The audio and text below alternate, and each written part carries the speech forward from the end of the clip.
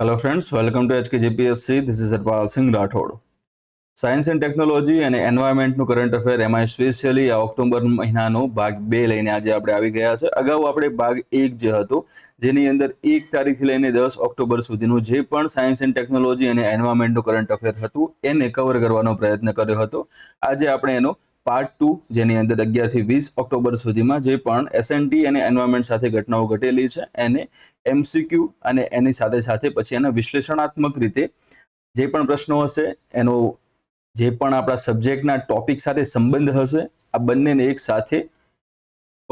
એક સાથે એને જોવાનો પ્રયત્ન કરીશું અને આવનારી પરીક્ષામાં એમાંથી શું પૂછાઈ શકે તેની પણ આપણે ચર્ચા કરીશું. કઈ પરીક્ષા માટે કામનું છે આ સેશન? તો આવનારી તમામ ભરતી પરીક્ષાઓ માટે આ જે સેશન છે આપણું આજનું જે કરંટ અફેર્સ છે એ કામનું છે. ઓકે, ફર્સ્ટ તમારી સામે ક્વેશ્ચન અહીંયા આગળ જોવા મળે છે. 12 ઓક્ટોબર 2025 ના રોજ ભારતના પ્રથમ સેમિકન્ડક્ટર ઇનોવેશન મ્યુઝિયમનું ઉદ્ઘાટન કયા શહેરમાં થયું હતું? 4 ઓપ્શન છે તમારી પાસે: બેંગલુરુ, હૈદરાબાદ, પુણે અને ચેન્નાઈ. અહીંયા જવાબ શું આવશે? તો કે બી જવાબ આવશે આપણો. હૈદરાબાદ ખાતે આનું ઉદ્ઘાટન થયેલું આપણને જોવા મળે છે.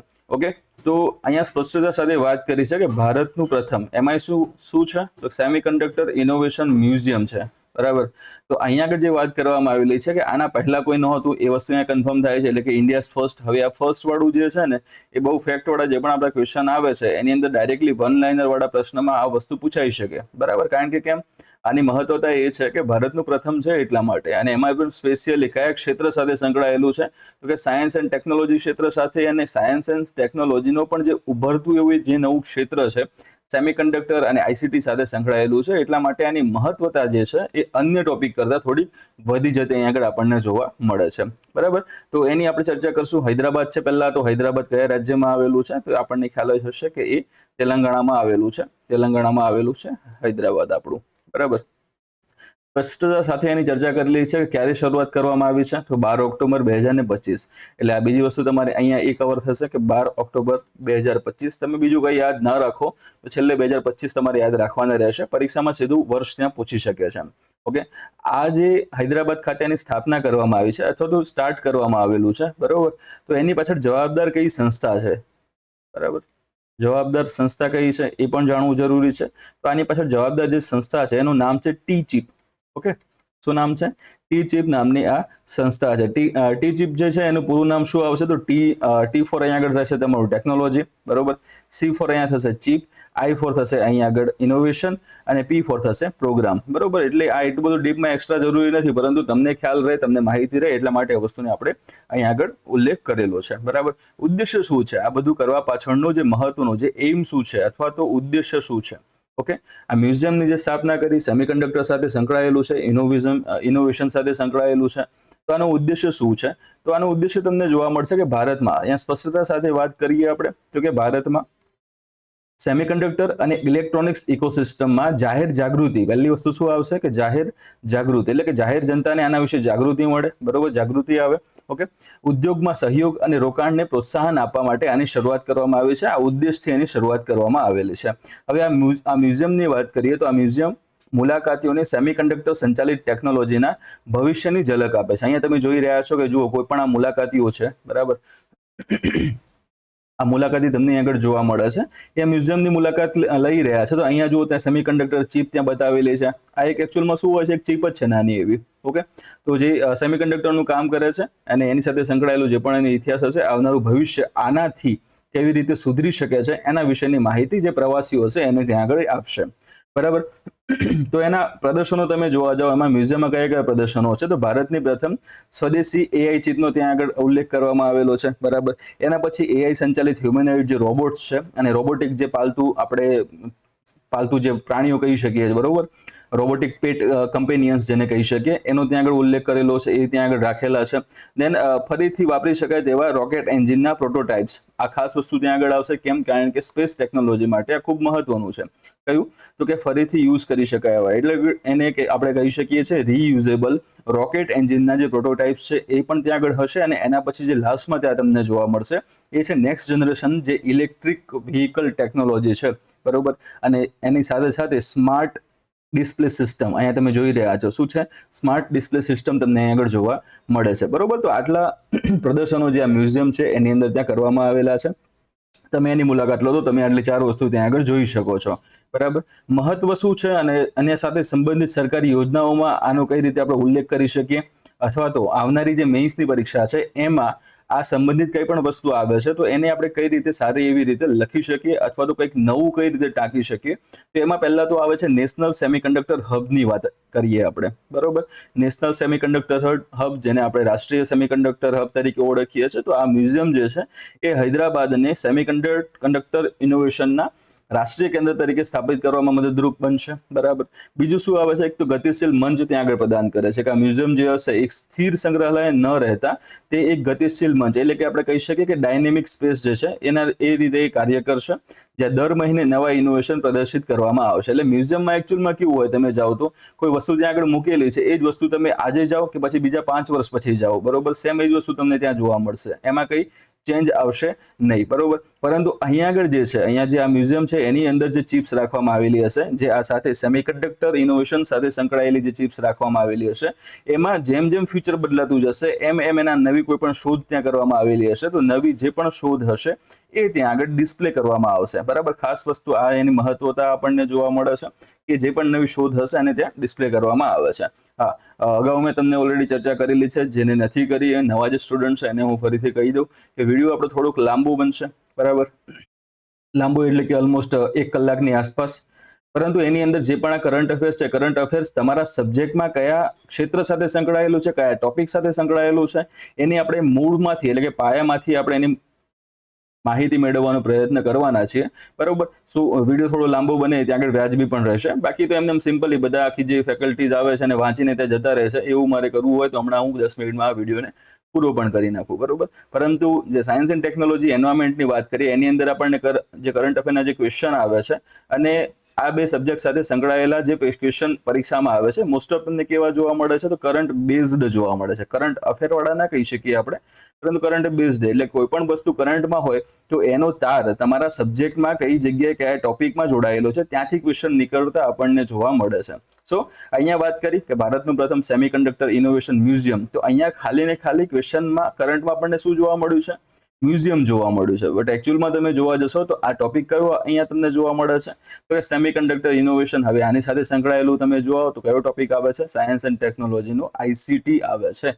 બરાબર તો આપણે એને અહીંયા આગળ એ પ્રમાણે કવર કરીશું ઠીક પછી આ જે મ્યુઝિયમ છે એ ભારતનું જે સેમિકન્ડક્ટર મિશન છે બરોબર એ અને ઇલેક્ટ્રોનિક મેન્યુફેક્ચરિંગ માટેની જે પીએલઆઈ યોજનાઓ છે જેવી નીતિગત અમુક પહેલો છે એને એ પૂરક બનાવે છે હવે ખાસ જે મહત્વની વસ્તુ ક્યારના આપણે કહીએ છીએ કે સેમિકન્ડક્ટર સો અહીંયા આગળ સૌથી મહત્વની વસ્તુ શું છે કે આ વસ્તુને સમજવું કે સેમિકન્ડક્ટર છે શું બરાબર તમે કદાચ ઘણી બધી જગ્યાએ આ નામ લખેલું જોયું હશે તમે આ શબ્દ જોયો પણ હશે સાંભળ્યો પણ હશે વાંચ્યો પણ હશે પણ કદાચ તમને એના વિશેની ઉપર છેલ્લી માહિતી પણ હોઈ શકે નથી તો આજે હું તમને અહીં આગળ આપું છું તો સેમિકન્ડક્ટર એ એવો એક પદાર્થ છે બરાબર જેની વિદ્યુત વાહકતાની વાત કરીએ એટલે કે ઇલેક્ટ્રિકલ કનેક્ટિવિટી જે છે ઈસી બરાબર એ ઈસી જે અમુક જે વાહક પદાર્થો હોય એટલે બે વસ્તુ ત્યાં આગળ આવશે કંડક્ટર્સ છે તે આવે છે અને બીજા નોન કંડક્ટર પણ આવે છે સામે કંડક્ટર જે છે એમાં તમને તાંબુ જોવા મળશે જેની સારામાં સારી ઉચ્ચ વાહકતા તમને જોવા મળે છે બરોબર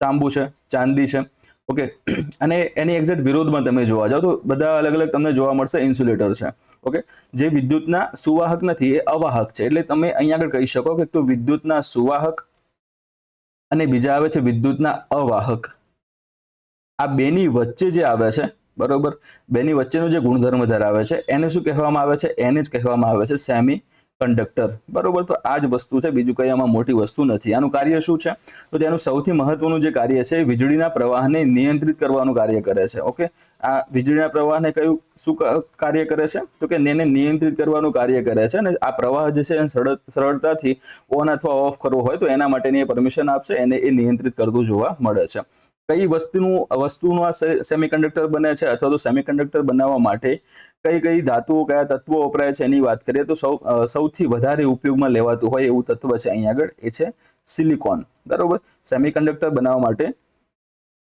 સેમિકન્ડક્ટર ચિપ બનાવવા માટે સૌથી વધારે ઉપયોગમાં લેવાતું કયું તત્વ છે? સિલિકોન છે.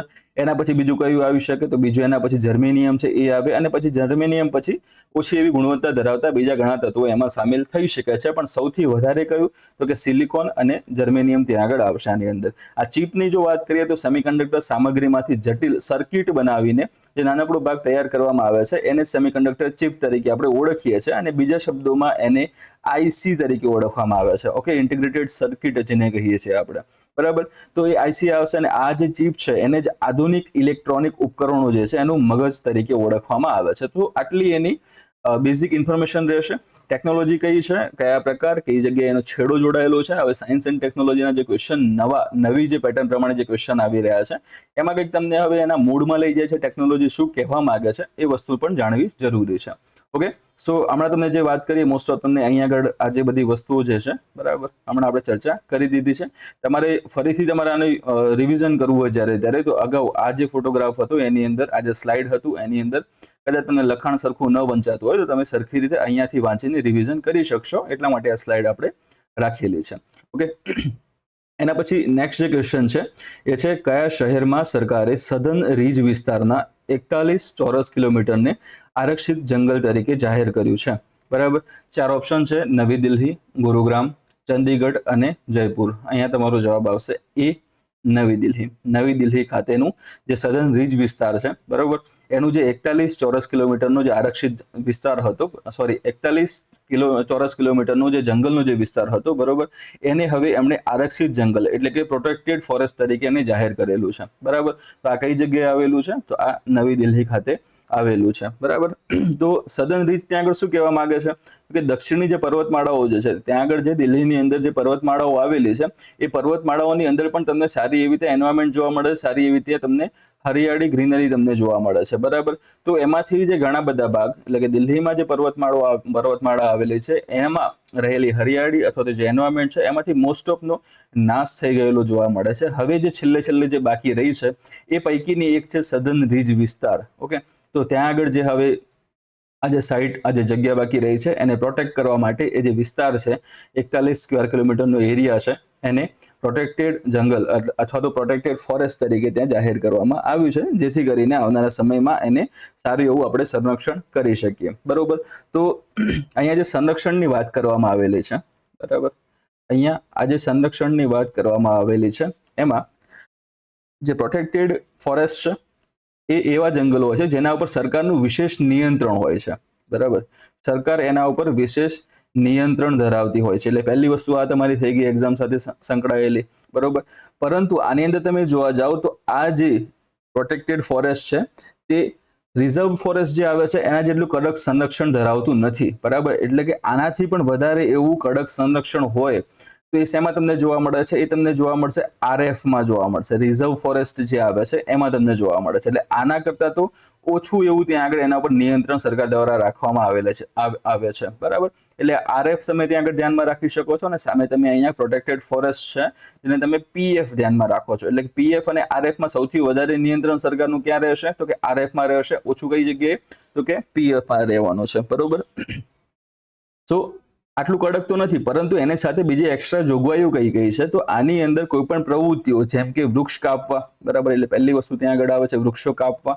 બરોબર, શિકાર છે, વૃક્ષ છે, પછી એના પછી શિકારની વાત કરવામાં આવે, અન્ય વન પેદાશો જે છે, બરાબર, આ વન પેદાશોને એકત્ર કરવી. ઓકે, પછી પશુના ચારણની વાત કરવામાં આવે છે, પશુ ચારણની વાત કરવામાં આવે. તો આ જેટલી પણ એક્ટિવિટી હોય છે એ એક્ટિવિટી ઉપર સખ્ત રીતે ત્યાં આગળ પ્રતિબંધ રાખવામાં આવે છે.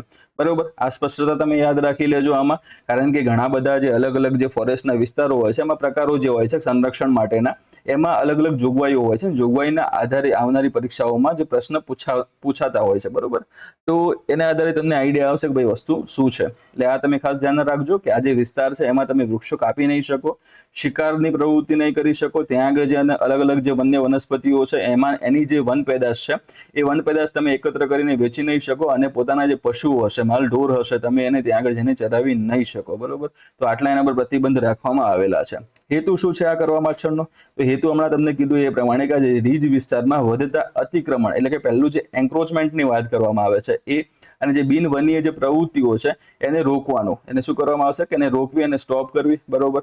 અને સૌથી મહત્વની વસ્તુ એ છે કે આ જે વિસ્તારની જે બાયોડાયવર્સિટી છે એ બાયોડાયવર્સિટીનું રક્ષણ કરવા માટે આ જે પગલું છે એ લેવામાં આવેલું છે, બરાબર. તો આનાથી આવનારા સમયમાં ફાયદો શું થવાનો છે? તો આ જે પગલું લેવામાં આવેલું છે એ પગલું આ રીજની હરિયાળી પહેલી વસ્તુ ત્યાં આગળ આવશે, ઓકે. એની જે હરિયાળી, એની જે ગ્રીનરી છે તે, અને જે પહાડી જે ઇકોસિસ્ટમ છે ત્યાંની, બરોબર, જે પહાડી જે ઇકોસિસ્ટમ અથવા તો પારિસ્થિતિકી છે એને મજબૂત બનાવશે. અને દિલ્હીના જે ગ્રીન લંગ્સ કહેવાય છે આને, ઓકે. આ જે વિસ્તાર છે, આ જે વિસ્તાર છે જે રીજ વિસ્તાર, અને એમાં ખાસ હાલમાં સધન રીજ વિસ્તારની વાત કરવામાં આવે તો એને દિલ્હીના ગ્રીન લંગ્સ તરીકે ઓળખવામાં આવે છે, દિલ્હીના ગ્રીન લંગ્સ તરીકે ઓળખવામાં આવે છે. તો આ જે દિલ્હીના જે ગ્રીન લંગ્સ છે એટલે કે પ્રદૂષણ શોષક ફેફસા આપણે કહી શકીએ તો તરીકેની એની ભૂમિકાને શું કરે છે? સુનિશ્ચિત કરતો જોવા મળે છે, બરાબર. તો આટલું તમે ધ્યાનમાં રાખજો. હવે આમાં દિલ્હીમાં કઈ જગ્યાએ આવેલું છે, કયા ભાગમાં આવેલું છે, એ બધી વસ્તુ તમે જોવા જાઓ તો ખાસ કરીને દિલ્હી સુધી કઈ રેન્જ અડે છે?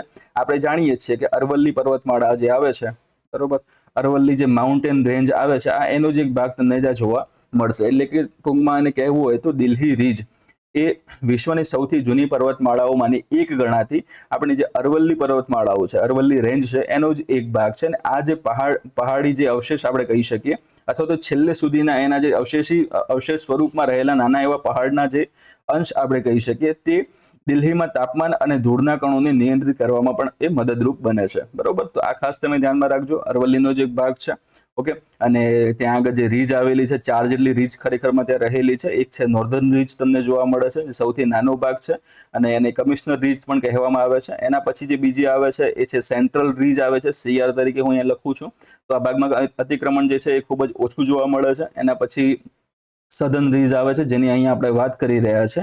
તો સધન રીજ છે જેને હવે આરક્ષિત વન જાહેર કરવામાં આવેલું છે, પ્રોટેક્ટેડ ફોરેસ્ટ એને જાહેર કરવામાં આવેલું છે, અને આ સૌથી મોટો એવો ભાગ છે. અને એના પછીનો જે ભાગ છે એ છે SW એટલે કે સધન વેસ્ટર્ન રીજ આવે છે, જેને આપણે તુગલકાબાદ રીજ તરીકે પણ ઓળખવામાં આવે છે, બરોબર. કારણ કે આ જે રીજનો જે વિસ્તાર છે એટલે અહીંયાથી ચાલુ થશે સદનથી, ત્યાંથી લઈને વેસ્ટમાં એટલે કે તુગલકાબાદ સુધી આ વિસ્તરેલો છે, એટલા માટે એને તુગલકાબાદ રીજ તરીકે પણ ઓળખવામાં આવે છે, બરોબર. એટલે ખાસ આ વસ્તુ તમે ધ્યાન રાખજો કે આનું મહત્વ શું છે દિલ્હી માટે. ફરીથી તમને કહી દઉં છું કે આ રીજ જે છે એનો વિસ્તાર દિલ્હીમાં વાયુ પ્રદૂષણ અને જમીનના ધોવાણને અટકાવવામાં મહત્વની ભૂમિકા ભજવે છે. અને ભૂગર્ભ જળ જે ગ્રાઉન્ડ વોટર રિચાર્જ આવે છે, ગ્રાઉન્ડ વોટર રિચાર્જ કરવામાં પણ એ મદદરૂપ થાય છે, બરાબર. દેન એના પછી નેક્સ્ટ ક્વેશ્ચન છે કઈ સંસ્થાએ IRSA 1.0 લોન્ચ કર્યું, જે ભારતનું પ્રથમ પ્રમાણિત સોફ્ટવેર આર્કિટેક્ચર છે, જે લશ્કરી સોફ્ટવેર વ્યાખ્યાયિત રેડિયો માટે છે, બરોબર. 4 ઓપ્શન છે: ISRO, BEL, HAL અને DRDO. અહીંયા જવાબ તમારો શું આવશે? તો કે DRDO આવશે. DRDO દ્વારા આ જે IRSA 1.0 જે છે એ લોન્ચ કરવામાં આવેલું છે. IRSA એનું પૂરું નામ શું? પહેલી વસ્તુ ત્યાં આગળ તમારા મનમાં એ આવશે. તો આનું પૂરું નામ છે Indian radio software architecture, okay. તો આજે IRSA 1.0 છે એમાં IRSA નું ફૂલ ફોર્મ શું આવશે? તો એનું ફૂલ ફોર્મ છે ઇન્ડિયન રેડિયો સોફ્ટવેર આર્કિટેક્ચર તરીકે એને ઓળખવામાં આવે છે. કયું સંસ્કરણ છે? તો પ્રથમ સંસ્કરણ તમને જોવા મળશે, 1.0 જોવા મળે છે, બરાબર. કોના દ્વારા એને લોન્ચ કરવામાં આવેલું છે? તો કે DRDO દ્વારા લોન્ચ કરવામાં આવ્યું છે.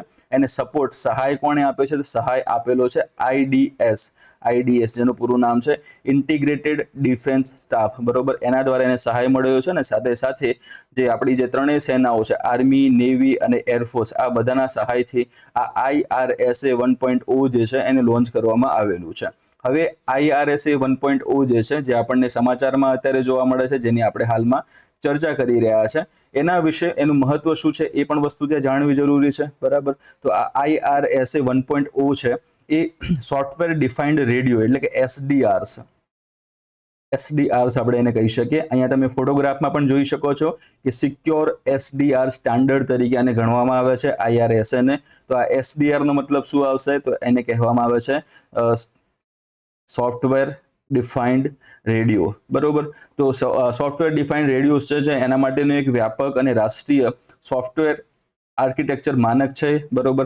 અને એસડીઆર એ એવા રેડિયો સિસ્ટમ છે જેમાં રેડિયોના ઘણા કાર્યો, જેમ કે એક તો મોડ્યુલેશન આવે છે, ડિમોડ્યુલેશન આવે છે, કોડિંગ આવે છે, બરોબર. તો એ બધા સોફ્ટવેર દ્વારા નિયંત્રિત થાય છે, હાર્ડવેર દ્વારા નહીં, બરોબર. તો અત્યાર સુધી શું હતું? તો કે હાર્ડવેર દ્વારા નિયંત્રિત થતું જોવા મળે છે, પરંતુ હવે આ કોના દ્વારા નિયંત્રિત થાય છે? તો કે સોફ્ટવેર દ્વારા નિયંત્રિત થતા જોવા મળે છે. તો આ નવું વર્ઝન આપણે એને કહી શકીએ. આનો હેતુ શું છે? તો આનો મુખ્ય હેતુ એ આવે છે કે ભારતીય સશસ્ત્ર દળો દ્વારા ઉપયોગમાં લેવાતા જે વિવિધ એસડીઆર પ્લેટફોર્મ્સ છે, બરાબર, જે ભારતીય સશસ્ત્ર દળો દ્વારા જે ઉપયોગમાં લેવામાં આવતા જે એસડીઆર છે એમના વચ્ચે ઇન્ટરઓપરેબિલિટી, એટલે કે આપણે એમ કહી શકીએ આંતર સંચાલન ક્ષમતા જે છે એ સુનિશ્ચિત કરવી, એને સારી રીતે વિકસાવવી. સરળ શબ્દોમાં કેવું હોય તો કે જુદા જુદા ઉત્પાદકોના રેડિયો સેટ એકબીજા સાથે સરળતાથી અને સુરક્ષિત રીતે વાતચીત કરી શકે તે માટે એક સમાન કોડ અથવા તો સમાન ભાષા, લેંગ્વેજ જે છે એ પૂરું પાડવું, બરોબર. તો એ કોના દ્વારા? તો કે એસડીઆર દ્વારા એ વસ્તુ થશે. અને એમાં અલગ અલગ જે ટેકનોલોજી છે, અલગ અલગ જે ફેસિલિટીઝ આપવામાં આવે છે એ કઈ કઈ છે? તો પહેલું તમને એમાં જોવા મળે છે એપીઆઈસ છે એના, ઓકે. એપીઆઈસ તમને જોવા મળશે, યુનિફોર્મ ઇન્ટરફેસ સાથે સંકળાયેલું છે. એક્ઝિક્યુશન એન્વાયરમેન્ટ્સ છે એ વસ્તુ પણ આવશે.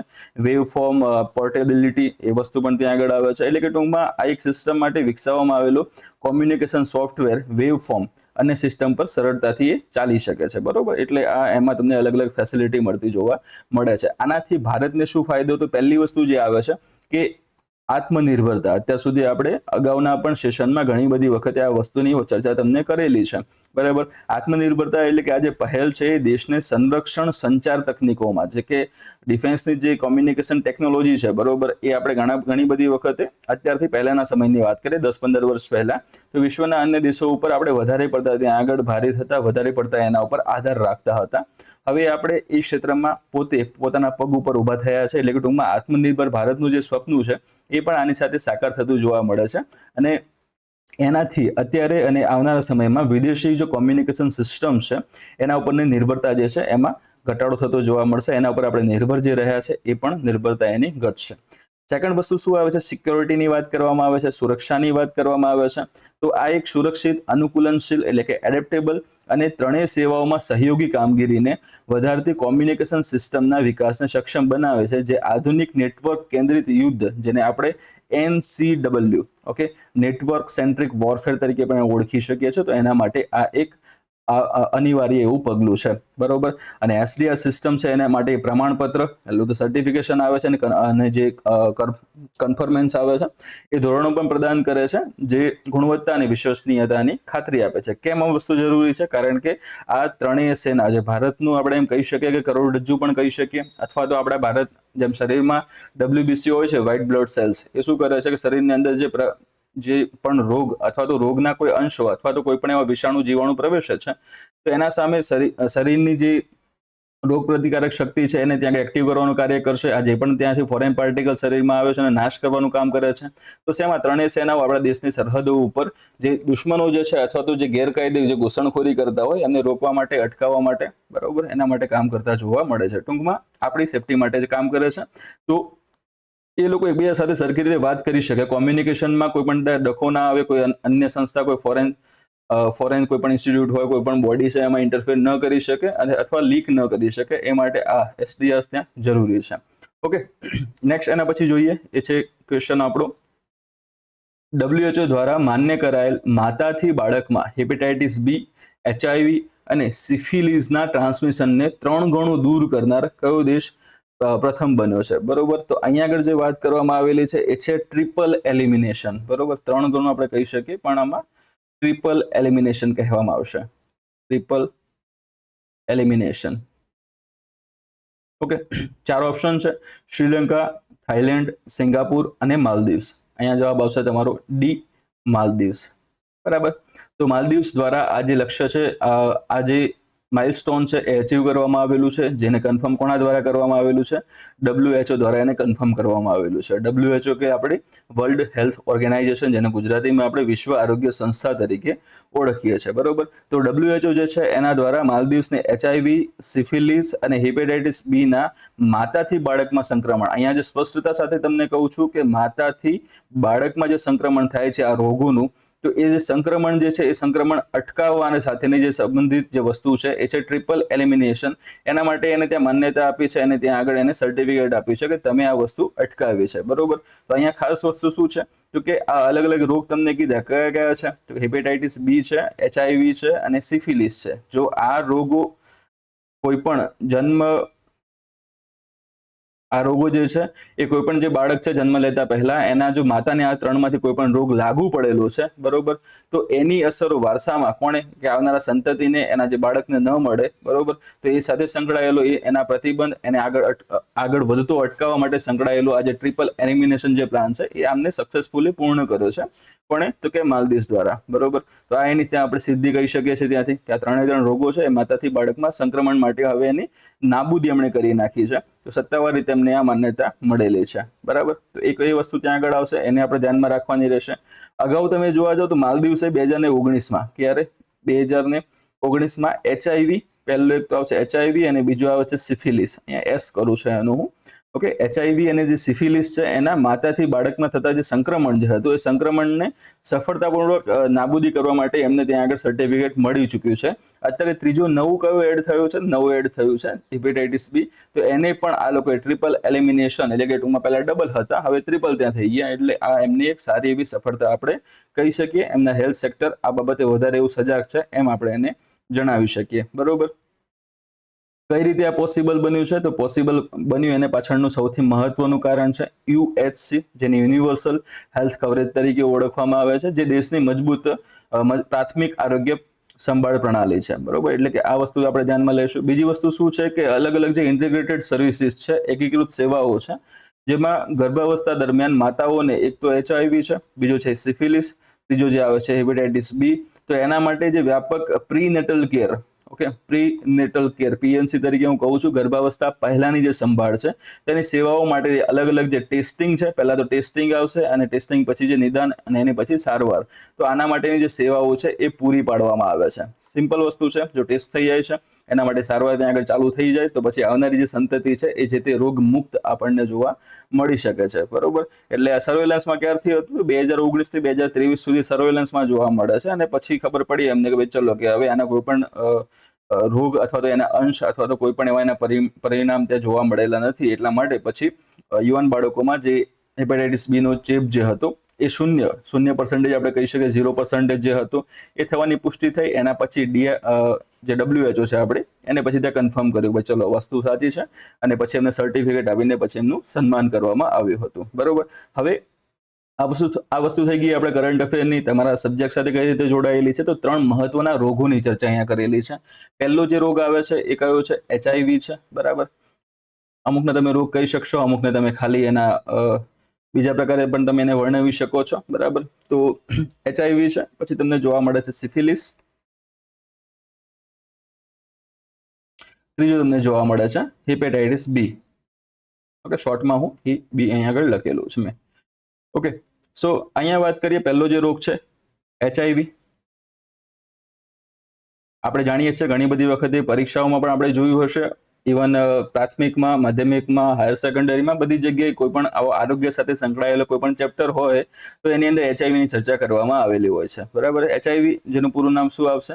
તો કે હ્યુમન ઇમ્યુનો ડેફિશિયન્સી વાયરસ તરીકે એને ઓળખવામાં આવે છે. અને HIV ના કારણે જે રોગ આપણે અહીંયા આગળ આવે છે એ કયો છે? તો કે એઇડ્સ આવશે, બરાબર. શું આવે છે? એઇડ્સ, જેને આપણે એનું પૂરું નામ છે એક્વાયર્ડ ઇમ્યુનો ડેફિશિયન્સી સિન્ડ્રોમ તરીકે આપણે ઓળખીએ છીએ. તો HIV ના કારણે શું થશે? એઇડ્સ થતું જોવા મળે છે, બરોબર. અસર શું છે? તો આ વાયરસ લાગુ પડે છે, એનાથી માનવ જે છે અથવા તેનું શરીર છે એના પર કઈ અસર જોવા મળે છે? તો આની જે માનવ હશે એની જે ઇમ્યુન સિસ્ટમ હશે, એની જે રોગ પ્રતિકારક શક્તિ જે છે એના ઉપર આ વાયરસ છે અટેક કરે છે અને અટેક કરવાના કારણોસર આની વ્યક્તિ હશે જે એની ઇમ્યુન સિસ્ટમ જે હશે એ નબળી પડે છે, બરાબર, નબળી પડે છે. કઈ રીતે નબળી પડે છે? કારણ કે જ્યારે અટેક થાય છે ત્યારે વ્યક્તિના જે CD4 સેલ્સ છે, ઓકે, CD4 સેલ્સ છે જેને ટી કોષો આપણે કહીએ છીએ, બરાબર. આ ટી કોષોને શું કરે છે? આ વાયરસ એનો નાશ કરે છે. નાશ કરવાના કારણોસર જે વ્યક્તિની જે રોગ પ્રતિકારક શક્તિ હોય છે એ નબળી પડતી આપણને જોવા મળે છે, બરોબર. એટલે આ એક વસ્તુ નોંધવી ખાસ, બરાબર. એના પછી કઈ રીતે કયા માધ્યમોથી આ જે રોગ છે, આ જે સંક્રમણ છે થતું જોવા મળે છે? તો કે સુરક્ષિત ન હોય તેવા યૌન સંબંધો, જાતીય સંબંધો દ્વારા પણ આ રોગ લાગુ પડી શકે એમ છે. ચેપગ્રસ્ત વ્યક્તિના લોહી છે અથવા તો લોહીની બનાવટ દ્વારા કોઈ પણ, બરોબર. પછી માતાથી બાળકમાં ગર્ભાવસ્થા છે, જન્મ છે અથવા સ્તનપાન દ્વારા પણ એ થઈ શકે છે. પછી સિરિન્જ જે આવે છે, આપણે વારંવાર યુઝ કરવામાં આવતી જે સિરિન્જ છે, બરોબર, જેમ કે સિરિન્જ કોઈ પણ વ્યક્તિને ઇન્જેક્શન આપવામાં આવ્યું હોય એના માટે જે સિરિન્જનો યુઝ કરવામાં આવ્યો હોય, બરોબર, અને પછી એ વ્યક્તિ જો HIV પોઝિટિવ હોય છે, બરાબર, અને એ જ સિરિન્જ પછી ફેંકી દેવાની જગ્યાએ ફરીથી અન્ય વ્યક્તિને ઇન્જેક્શન આપવા માટે વપરાય છે, ત્યારે આમાં અમુક જે એના બ્લડના જે પાર્ટિકલ્સ હોય છે તે બધી વસ્તુ ત્યાં રહી ચૂકી હોય છે. તો એનાથી એ વાયરસ જે હોય છે એ પછી એક વ્યક્તિથી બીજા વ્યક્તિમાં પછી એનું સંક્રમણ કરતો જોવા મળે છે, ત્યાં જતો જોવા મળે છે, બરોબર. તો હાલમાં તમે જોવા જાઓ તો આની સારવાર માટે એનો કોઈ ઈલાજ નથી, બરોબર. આ સ્પષ્ટતા સાથે હું તમને કહું છું, આનો કોઈ પણ ઈલાજ નથી. પરંતુ જે ART છે, અહીંયા ART ની વાત કરવામાં આવે, જેને પૂરું નામ છે એન્ટી રેટ્રોવાયરલ થેરાપી છે. એના દ્વારા વાયરસના જે વિકાસ છે, વાયરસ જે હશે એ ડેવલપ થઈને આગળ વધવાના જેના સ્ટેજ હશે એ સ્ટેજ ઉપર આપણે કંટ્રોલ કરી શકીએ છીએ, ઓકે. કંટ્રોલ એને કરી શકીએ છીએ કઈ પદ્ધતિ દ્વારા? તો કે ART દ્વારા, જેનાથી જે દર્દી હશે એ લાંબુ અને સ્વસ્થ જીવન એ જીવી શકશે. જેમ કે 1-2 વર્ષમાં કદાચ જે મૃત્યુ પામનાર હશે તો ART દ્વારા તમે એનું લાઈફ જે છે એ 5-10 વર્ષ સુધી વધારી શકો છો, બરોબર. તો આ વાત કરીએ આપણે HIV ની. એ પછી જે બીજો જે રોગ આવે છે એ છે આપણી સ્ક્રીન ઉપર, નામ છે એનું સિફિલિસ, બરોબર. સિફિલિસની વાત કરીએ તો સિફિલિસ શું છે? તો આ એક પ્રકારનો STI છે, બરાબર. STI એટલે કે સ્ટેટ ટેક્સ ઇન્સ્પેક્ટર આપણો નથી, બરોબર. આ શું છે? સેક્સ્યુઅલી ટ્રાન્સમિટેડ ઇન્ફેક્શન તરીકે એને ઓળખવામાં આવે છે, અને આ ઇન્ફેક્શનથી જે રોગ થાય છે એને STDs તરીકે ઓળખવામાં આવે છે, બરોબર. STDs એટલે એનું પૂરું નામ શું આવશે? સેક્સ્યુઅલી ટ્રાન્સમિટેડ ડિસીઝ તરીકે એને ઓળખવામાં આવે છે, બરોબર. તો આ જે અલગ જે ડિસીઝ છે, રોગો છે, એ પૈકી તમને એક કયું જોવા મળે છે? સિફિલિસ તમને જોવા મળે છે. આના જે પોઝિટિવ એજન્ટ જે હોય છે એનો, અથવા તો કારક જે છે શેનાથી આ થાય છે, તો એના પાછળ જે જવાબદાર બેક્ટેરિયા છે, નામ છે એનું ટ્રેપોનેમા પેલિડિયમ, બરોબર, અથવા પેલિડમ તરીકે પણ તમે એને ઓળખી શકો છો, બરોબર. તો આ શું છે? એક પ્રકારનું બેક્ટેરિયા છે. એટલે કે તમે એને કહી શકો એઇડ્સ જે હતો એ શેના કારણે થતો હતો? તો અહીંયા જવાબદાર હતો વાયરસ. સિફિલિસમાં શું જવાબદાર છે? તો એના પાછળ જવાબદાર છે બેક્ટેરિયા, બરાબર. હેપેટાઇટિસમાં આપણે આગળ જતા એને જોશું. તો હાલમાં તમે જુઓ તો અસર શું જોવા મળે છે આની? કે જો સમયસર એની સારવાર કરવામાં ન આવે તો ધીમે ધીમે શરીરના એ ઘણા અંગોને નુકસાન પહોંચાડી શકે છે, જેમાં ફર્સ્ટ ત્યાં આગળ આવે છે હૃદય, બીજું એના પછી આવે છે મગજ, અને જે નર્વ સિસ્ટમ છે, આપણું જે ચેતાતંત્ર છે, બરાબર, એનો ત્યાં સમાવેશ થાય છે. એટલે કે આટલા જે અંગો છે એને સૌથી વધારે આ ડેમેજ કરવાની ક્ષમતા ધરાવે છે, અને આ સિવાયના પણ પછીના જે અલગ જે આંતરિક અંગો છે એને પણ એ નુકસાન પહોંચાડી શકે છે, બરોબર. તો શરૂઆતમાં તમે જુઓ છો અહીંયા ફોટોગ્રાફ આપેલો છે, ફોટોગ્રાફની અંદર આ વસ્તુનું વર્ણન કરવામાં આવેલું છે. એ પ્રમાણે તમને જણાવું તો એના જો સ્ટેજ 1 જોવા મળે છે, પછી સ્ટેજ 2 જોવા મળે છે, સ્ટેજ 3 જોવા મળે છે. સ્ટેજ 3 ની અંદર શું થાય છે? તો સ્ટેજ 3 માં તમને આ થતું જોવા મળે છે કે વ્યક્તિના જે આંતરિક અંગો જે છે, બરોબર, હૃદય છે, અહીંયા મગજની વાત કરી છે, ચેતાતંત્રની વાત કરી છે, કિડનીની વાત કરવામાં આવે, બરોબર. તો આ બધાને તે નુકસાન પહોંચાડીને એનું જે કામગીરી અને કાર્ય કરવાની ક્ષમતા છે ને ડાઉન કરીને એને ઠપ કરવાનું કાર્ય એ કરી શકે એમ છે. સો આ સ્ટેજ 3 છે, બરોબર. એના પહેલાના સ્ટેજમાં શું? એના પહેલાના સ્ટેજ જે આવે છે એમાં જે પ્રાઇવેટ પાર્ટ્સ છે, બરાબર, એ જગ્યાએ આવા ચાઠા પડવા, બરોબર, એના ઉપર આવા ચાઠા પડવા, અથવા તો પછી એને વધીને અહીંયાથી એની શરૂઆત થશે પ્રાઇવેટ પાર્ટથી, બરાબર. ત્યાંથી આગળ જતા એ 4 થી 10 વીક્સ, એટલે કે આ જે પણ તે પહેલા ઇનિશિયલ ઇન્ફેક્શન જોવા મળ્યું હતું એના આટલા સમયગાળા પછી શરીરના બધા ભાગો ઉપર, બરોબર, એટલે આખા શરીર ઉપર જે સ્કિન ઉપર તમને આવા નાના તમને ચાઠા પડેલા જોવા મળશે, બરોબર. ઘણા બધા વ્યક્તિઓમાં મોટા ચાઠા પણ તમને રીતસરના જોવા મળતા હોય છે, બરોબર. તો આ સેકન્ડ સ્ટેજ આવે છે, અને સેકન્ડ પછી આ જે લાસ્ટમાં જે થર્ડ સ્ટેજ આવે છે એમાં આ જે અંદરના જે ઓર્ગન્સ છે એ ફેલ્યોર થાય છે, અને એના કારણોસર પછી આગળ જતા વ્યક્તિનું મૃત્યુ પણ થઈ શકે છે, બરોબર. એટલે કે 3 સ્ટેજ છે. એટલે જ કહેવામાં આવે છે કે શરૂઆતનો જે સ્ટેજ છે એ વખતે આ જે રોગ છે બરોબર, એ રોગની જો યોગ્ય સારવાર કરવામાં ન આવે તો ધીમે ધીમે એ શરીરના ઘણા અંગોને નુકસાન પહોંચાડી શકે છે. અને જેમાં આપણે વાત કરીએ એ પ્રમાણે હૃદય, મગજ અને ચેતાતંત્ર છે, કિડનીની એના પછી લીવરની વાત કરીએ તો એને પણ એ નુકસાન પહોંચાડી શકે છે. બરોબર. સંક્રમણ આનું જે કઈ રીતે થાય છે તો પહેલું તમને આવશે કે મુખ્યત્વે ચેપગ્રસ્ત વ્યક્તિ હશે એના સાથે જાતીય સંપર્ક દ્વારા. જાતીય સંપર્ક દ્વારા, એટલા માટે જ ઉપર એનો પ્રકાર જે આપેલો છે કયો છે, એસટીડી છે, સેક્સ્યુઅલી ટ્રાન્સમિટેડ ડિસીઝ છે આ. બરોબર. તો એક જાતીય સંપર્ક દ્વારા આ જે રોગ છે એ તમારા શરીરમાં આવી શકે એમ છે, બેક્ટેરિયા છે તમારા શરીરમાં આવી શકે એમ છે. બીજો જે છે એ આવે છે જન્મજાત સિફિલિસ આવે છે. બીજો કયો છે, જન્મજાત સિફિલિસની ચર્ચા કરવામાં આવે છે, જેને આપણે કોંગેનિટલ સિફિલિસ તરીકે ઓળખીએ છીએ, જે સગર્ભા માતામાંથી ગર્ભમાં રહેલા બાળકને આ રોગના જે બેક્ટેરિયા હોય છે એ પહોંચતા હોય છે. અને અહીંયા આગળ જે માલદીવ્સની વાત કરી એને આના ઉપર જ કંટ્રોલ કરેલો છે, જન્મજાત ઉપર. બરોબર. તો સારવારમાં આપણે શું કહી શકીએ આમાં, તો કે પ્રારંભિક તબક્કામાં તેની સારવાર એટલે કે આ ફર્સ્ટ સ્ટેજ છે એમાં જો એની સારવારની વાત કરવામાં આવે તો એન્ટીબાયોટિક્સ દ્વારા સરળતાથી થઈ શકે છે. તમે એન્ટીબાયોટિક્સ લો, પેનિસિલિન લો ત્યાં આગળ, તો એનાથી આની સારવાર સારી રીતે થઈ શકે છે. અને સગર્ભા સ્ત્રીઓમાં યોગ્ય સારવાર મળી રહે તો સારવારથી માતાથી જે બાળકમાં રોગનું જે સંક્રમણ થાય છે એને પણ અટકાવી શકાય છે. ટૂંકમાં સ્ટેજ 1 છે તો વાંધો નથી, ઇવન સ્ટેજ 2 સુધી પણ તમે એને સરખી રીતે રિકવર કરી શકો છો. સ્ટેજ 3 પછી થોડી રિકવર થવાના ચાન્સીસ એના ખૂબ જ ઘટી જાય છે.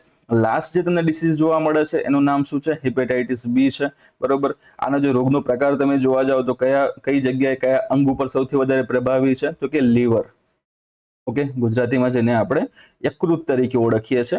તો આ યકૃતનો આ ચેપ છે. બરોબર. જવાબદાર એની પાછળ કોણ છે, તો કે હિપેટાઇટિસ બી વાયરસ છે. અહીંયા કોણ આવે છે, વાયરસ તમને જોવા મળે છે. તો એચઆઈવીમાં શું હતું, વાયરસ હતો. સિફિલિસમાં શું હતું, બેક્ટેરિયા આવે છે. હિપેટાઇટિસ બીમાં શું આવશે, વાયરસ આવશે. બરાબર. એટલે બે આ વાયરસ વાળા છે.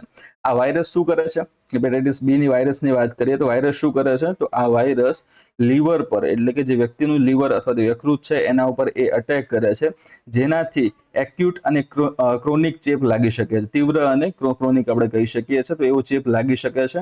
અને આવા ક્રોનિક ચેપથી લીવર સિરોસિસ, એટલે આ પહેલી વસ્તુ આવશે, આ લીવર સિરોસિસ અથવા લીવર કેન્સર છે એ પણ ત્યાં થઈ શકે એમ છે. બરોબર. અને આના સિવાય તમે જોવા જાઓ તો સિમ્પલી પેલું કે ત્વચા પીળી પડી જેવી, કમળો ને બધી વસ્તુ અલગ અલગ આવે છે, એ પણ આની સાથે મોસ્ટ ઓફ સંકળાયેલી આવશે. પણ મેઇન જે મહત્વનું જે આનું જે પરિણામ છે, બરોબર, જે વ્યક્તિઓ માટે ખતરારૂપ છે એ આ તમને જોવા મળશે, લીવર સિરોસિસ અથવા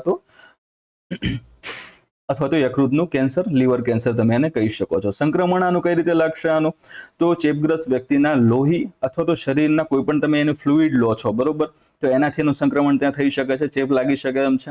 સગર્ભા માતા હશે તો સગર્ભા માતામાંથી એની જે આવનારી સંતતિ છે, એનું જે ગર્ભમાં રહેલું બાળક છે, તો એમાં પણ મોટે ભાગે જન્મ સમયે આનું સંક્રમણ ત્યાં લાગી શકે એમ છે. બરોબર. પછી વારંવાર યુઝ થયેલી સિરિંજ છે એટલે કે સોય જે છે એનાથી થઈ શકે છે. કોઈ પણ એવા વ્યક્તિ કે જે હિપેટાઇટિસ બી થી ગ્રસિત હોય છે, જેને આ રોગ લાગુ પડેલો છે, એનો યુઝ કરવામાં આવેલું રેઝર હોય, બરોબર, રેઝર. ઓકે, તો રેઝર તમે એનું યુઝ કરેલું તમે યુઝ કરો છો તો એનાથી પણ તમને ઇન્ફેક્શન થઈ શકે એમ છે. અને એના સિવાય એ જે વ્યક્તિ હશે એ જે બ્રશ યુઝ કરતો હોય, બરોબર, તો એ બ્રશનો યુઝ જો તમે કરો છો તો એનાથી પણ હિપેટાઇટિસ બી છે એ તમને લાગુ પડી શકે એમ છે. બરોબર.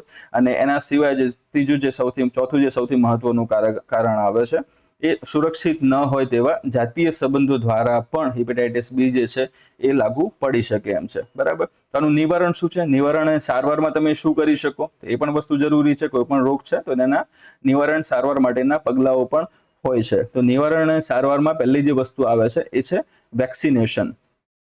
બરાબર. વેક્સિનેશનની વાત કરવામાં આવે તો હિપેટાઇટિસ બી છે એના માટે સુરક્ષિત અને અસરકારક જે રસી જે છે, વેક્સિન જે છે, એ હાલમાં ઉપલબ્ધ છે. બરોબર. જે જન્મ પછી તરત જ આપણે એને કહી શકીએ બોર્ન ડોઝ આપણે એને કહીએ છીએ. બરાબર. તો એ જન્મ પછી તરત જ આપવી ખૂબ જ મહત્વપૂર્ણ છે. એટલે પહેલી વસ્તુ એક આવી જશે. બરોબર. ક્રોનિક ચેપ હશે તેને સારવાર માટે એન્ટીવાયરલ દવાઓ પણ હાલમાં ઉપલબ્ધ છે. બરોબર. તો આ ત્રણેય જે રોગો હતા એ માતા અને બાળકના સ્વાસ્થ્ય માટે ગંભીર જોખમ ઊભું કરે છે, જેના કારણે માતાથી બાળકમાં જે સંક્રમણ થાય છે એ સંક્રમણની નાબૂદી કાર્યક્રમો વિશ્વભરમાં ચલાવવામાં આવે છે. ઓકે, તો આશા રાખો આ ત્રણેય રોગ વિશે તમને સારી એવી માહિતી મળી હશે. ઠીક છે. નેક્સ્ટ તમે જોઈ રહ્યા છો એ પ્રમાણે કે સ્ક્રીન ઉપર તમને આપણા અલગ અલગ 3 કોર્સની માહિતી આપણે આપેલી છે, એ હાલમાં ચાલી જ રહ્યા છે. બરોબર. તમારે કોઈ પણ કોર્સમાં જોઈન થવું હોય તો એના માટેની પ્રક્રિયા અહીંયા આપેલી છે. સૌપ્રથમ તમને જે કોર્સની વાત કરીશ એ છે આપણો આ 799 વાળો કોર્સ, બરાબર, જેમાં તમને આવનારી જે જીપીએસસી પ્રિલિમ્સ છે 2026માં જે યોજાનાર છે એના માટેનું સાયન્સ એન્ડ ટેકનોલોજી અને એન્વાયરમેન્ટ બંનેને ખૂબ જ મૂળમાંથી એના પાયામાંથી એની તૈયારી તમને કરાવવામાં આવશે, બરોબર. તો આ બંને વિષય તમને ફક્ત કેટલામાં મળી રહ્યા છે? 799માં મળી રહ્યા છે. જો તમે અલગથી પર્યાવરણ વિષય લેવા માંગો છો તો એ તમને પડશે 199 રૂપિયામાં, બરોબર. એના વિશેની તમામ માહિતી, કોર્સની વિશેષતાઓ તમને આગળ લખેલી છે કે 55 થી 60 કલાકના તલસ્પર્શી લેક્ચર પણ આ કોના? આ સાયન્સ એન્ડ ટેકનોલોજીના.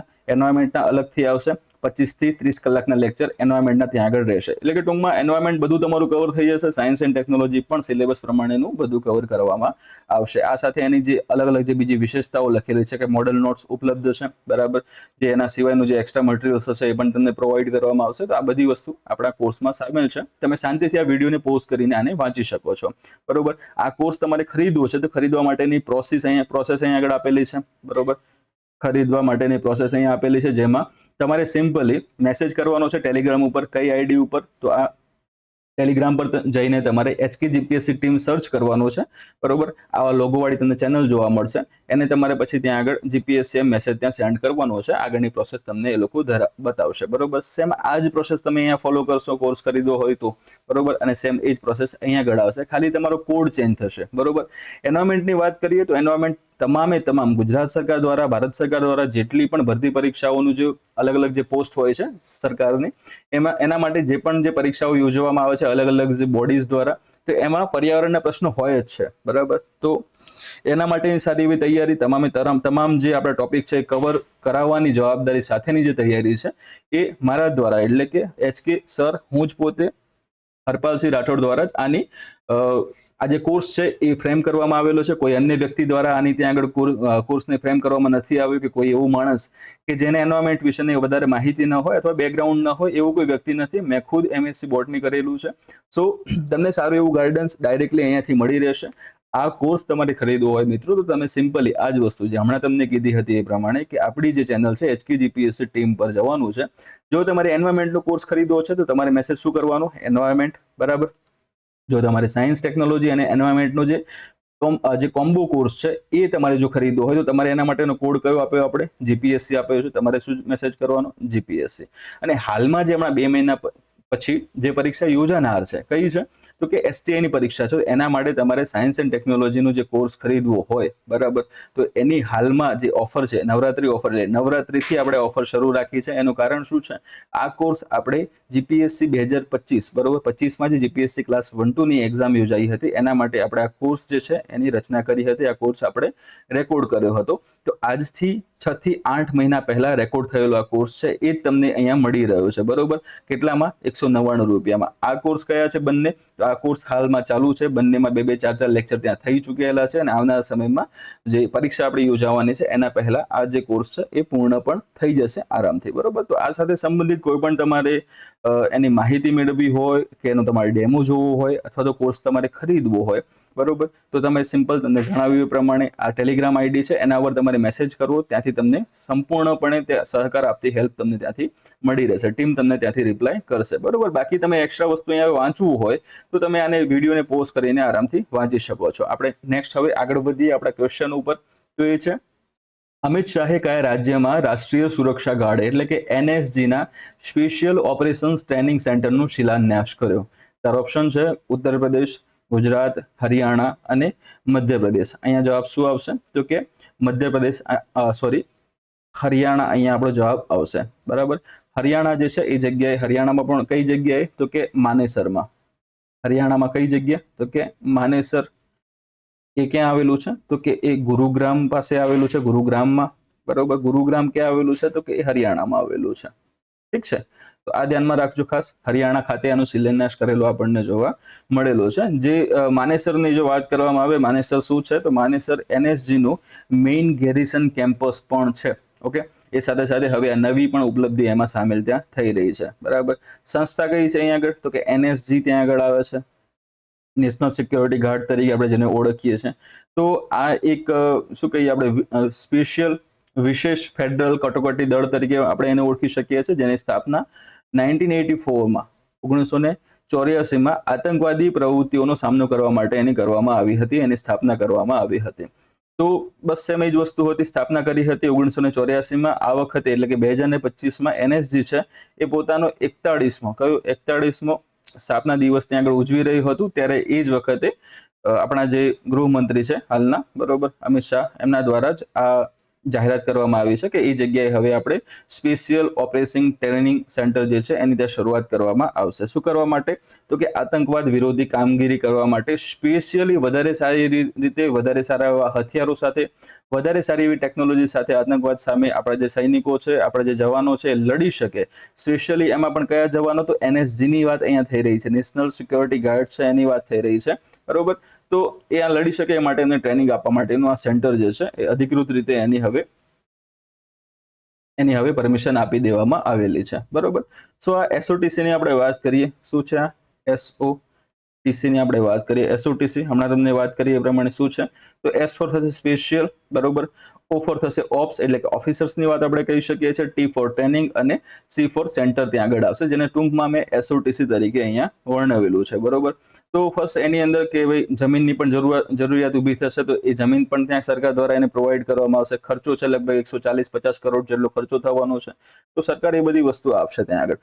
તાલીમના કેન્દ્ર તરીકે વાત કરીએ તો આ જે છે એ એનએસજીને આતંકવાદ સામેની જે લડાઈમાં વધારે સજ્જ બનાવશે અને ઝીરો એરર ફોર્સ, બરોબર, ZEF, ઝીરો એરર ફોર્સ તરીકેની તેની ક્ષમતાને મજબૂત કરશે. એટલે કે તમે કોઈ પણ આતંકવાદ સામે લડવા જઈ રહ્યા છો તો તમારી નાનામાં નાની કોઈ પણ ભૂલ ન રહી જાય, એટલે એને શું કહી શકીએ આપણે? ઝીરો એરર, બરોબર. તો ઝીરો એરર સાથે બધા જે મિશન હશે એને પાર પાડવામાં આવશે, કોઈ પણ નુકસાન વગર એને પાર પાડવામાં આવે એ સાથેની જે ટ્રેનિંગ જે છે એ અહીં આગળ આપવામાં આવશે, બરાબર. તો એ ખાસ ધ્યાનમાં લેવું. આતંકવાદ પ્રત્યેની નીતિની વાત કરીએ તો ગૃહમંત્રી જે છે આપણા જે અમિત શાહ છે એમણે આ પ્રસંગે કીધું હતું કે વડાપ્રધાન નરેન્દ્ર મોદીના નેતૃત્વમાં ભારતે આતંકવાદ વિરોધી જે ઝીરો ટોલરન્સની વાત કરવામાં આવે, બરોબર, ઝીરો ટોલરન્સની નીતિ અપનાવી છે. તો એના ઉપર આ બહુ સારું એવું ત્યાં પગલું છે કે એમાં એને ઝીરો ટોલરન્સને સિદ્ધ કરતું પણ જોવા મળે છે અને નવા એનએસજીના હબ તરીકે પણ આ કાર્યરત રહેશે, બરોબર. ખાસ જોવાની વસ્તુ એ છે કે આતંકવાદી પ્રવૃત્તિઓને રોકવા અને જવાનોને તાલીમ આપવા માટે આ દેશનું છઠ્ઠું કયું છે? 6th દેશનું છઠ્ઠું એનએસજી તાલીમ કેન્દ્ર,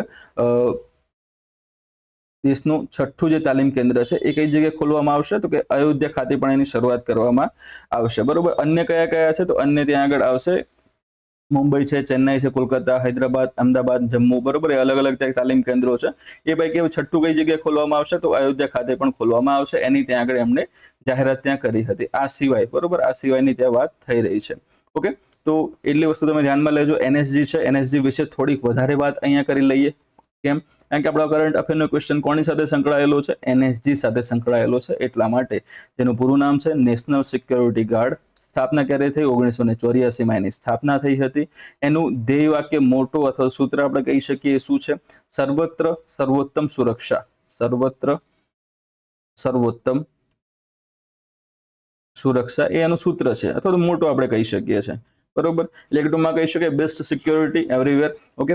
એના પછી આના પ્રકારની વાત કરીએ તો આ ભારતનું મુખ્ય આતંકવાદ વિરોધી એટલે કે કાઉન્ટર ટેરરિઝમ આપણે સિટી એને કહી શકીએ અને ફેડરલ કન્ટિન્જન્સી ફોર્સ તરીકે એને ઓળખવામાં આવે છે અને ત્યાં ગણવામાં આવે છે, બરોબર. એની ભૂમિકા શું છે? તો મુખ્યત્વે આતંકવાદી હુમલાઓ, પહેલી વસ્તુ શું?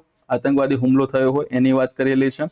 આતંકવાદી હુમલાઓ પછી જે હોસ્ટેજ સિચ્યુએશન્સ હોય છે, એટલે કે કોઈ પણ આતંકવાદીઓ દ્વારા આપણા જેમ કે હેલિકોપ્ટર છે અથવા તો કોઈ બસ છે અથવા કોઈ વિસ્તાર છે, કોઈ પણ એરિયા છે, કોઈ ફ્લેટ છે, એપાર્ટમેન્ટ કે પછી કોઈ પણ એવું મોલ કે કોઈ પણ વસ્તુ હોઈ શકે, પ્લેન હોઈ શકે, તો એમાં જે આપણા નાગરિકો છે એ નાગરિકને જ્યારે બંધક બનાવી લેવામાં આવે છે, બરોબર. બંધક બનાવી લેવામાં આવે એટલે એમને હોસ્ટેજ ત્યાં આગળ બનાવી લેવામાં આવે, બરોબર. તો એવા વખતે ગંભીર કટોકટી ઊભી થાય છે અને એનો સામનો કરવા માટે પછી કોને બોલાવવામાં આવે છે? પછી એને એનએસજીને બોલાવવામાં આવે છે, જે બહુ સારી રીતે આમાં કામ કરી શકે છે. અને આ એનએસજી છે, અહીંયા તમે જોઈ રહ્યા છો અને આ જવાનો તમને કંઈક આવા જોવા મળે છે. અને એનએસજી છે એને જ બ્લેક કેટ કમાન્ડો તરીકે પણ આને ઓળખવામાં આવે છે, બરોબર. શું? બ્લેક કેટ કમાન્ડો તરીકે પણ આને ઓળખવામાં આવે છે, બરોબર. અને આના ઉપર કંટ્રોલ કોનું રહેશે? નિયંત્રણ કોનું રહેશે? તો આ જે દળ છે એ કેન્દ્રીય ગૃહ મંત્રાલય એટલે કે ministry of home affairs MHA હેઠળ એ કાર્ય કરે છે, જેનું મુખ્ય કેમ્પસ હમણાં તમને જણાવ્યું એ પ્રમાણે માનેસર, હરિયાણા ખાતે આવેલું છે, બરોબર.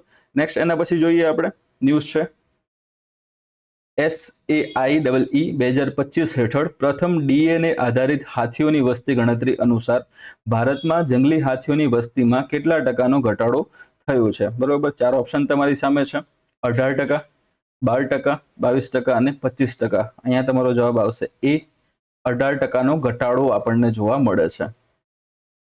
ઓકે, કોના દ્વારા આ વસ્તી ગણતરી કરવામાં આવી છે? તો SAIEE 2025 હેઠળ આ પ્રથમ DNA આધારિત હાથીઓની વસ્તી ગણતરી. અહીંયા ખાસ વસ્તુ શું માર્ક કરવાની છે? પ્રથમ DNA આધારિત, બરોબર.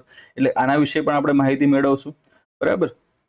તો શરૂઆત આની કંઈક આ રીતે આપણે કહી શકીએ કે કેન્દ્રીય પર્યાવરણ, વન અને જળવાયુ પરિવર્તન મંત્રાલયના જે પ્રોજેક્ટ એલિફન્ટ, આ પહેલી વસ્તુ આવશે આપણી PE, પ્રોજેક્ટ એલિફન્ટ છે, એના અંતર્ગત wild life institute of India એટલે કે WII, wild life institute of India જે છે તે, તો એના દ્વારા status of elephants in India, હવે અહીંયા આગળ આવશે status of elephants in India, DNA આધારિત synchronous all India population estimation of elephants, જેને આપણે SAIEE તરીકે ઓળખીએ છીએ.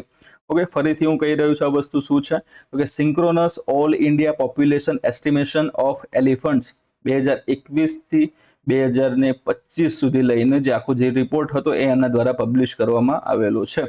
ઓકે, જેની અંદર હાથીઓની સૌપ્રથમ રીતે DNA આધારિત વસ્તી ગણતરી કરવામાં આવેલી છે, એમની ગણતરી કરવામાં આવેલી છે. ઓકે, તો આ સાઈની ત્યાં આગળ વાત કરીએ આપણે કે 21 થી 25 નામને અહેવાલ રજૂ કર્યો છે, DNA આધારિત વસ્તી ગણતરી કરેલી છે. ઉદ્દેશ્ય શું છે આનો, વસ્તી ગણતરી પાછળનો આનો ઉદ્દેશ્ય શું જોવા મળે આપણને?